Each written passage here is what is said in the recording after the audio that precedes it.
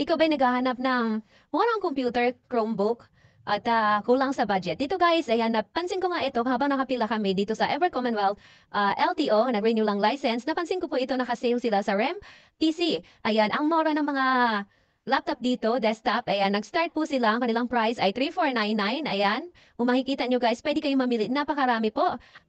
Second hand and brand new. Ayan, lalo na pwede sa mga work from home, estudyante, yan, at wala masyadong budget, kagaya po, Char.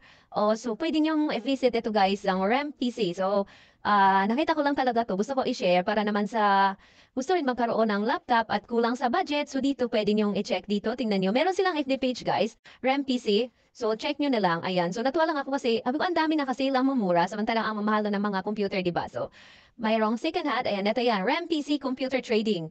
Yan. At tabi lang po siya ng LTO, office ng LTO sa may Ever Commonwealth sa 4th floor. Ayan oh.